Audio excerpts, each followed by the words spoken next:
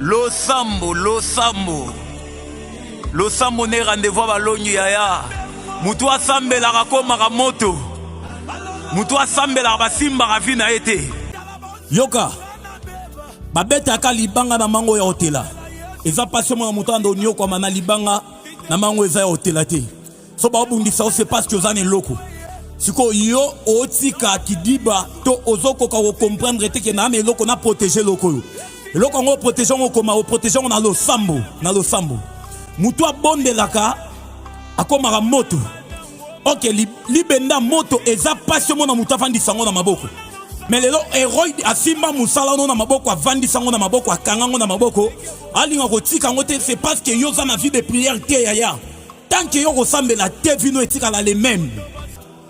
Yaya Pierre na kati ya kasho église est bondela. Mais pendant que l'église estaki ko bondela, Bible tali sanga ki ange akende ko bima ko simba Pierre na kasho pe ko bimise na kati ya kasho. Ya ba pok sama bende fungwa maki na nzela losambo. Yaya mutu abondelaka asala la promesse nzambe kokisama. OK, prière ezo tindika promesse e kokisama. Prière esa mobali ya libala asa posana yo.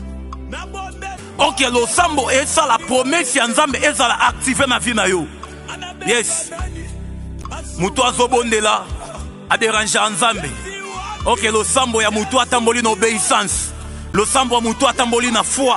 Losambo ya mutu ana sainteté. Et comme un dérangement na mato ya nzambe. Ya tango yo bondela avec sainteté, tango bondela avec obéissance, tango bondela avec foi. O déranger de nzambe. Yeba losambo no, et comme il s'abangelou, bana bitinda. Hey. Mona yebe, rumeli na losambo. S'il te plaît, yo kabisa mawe.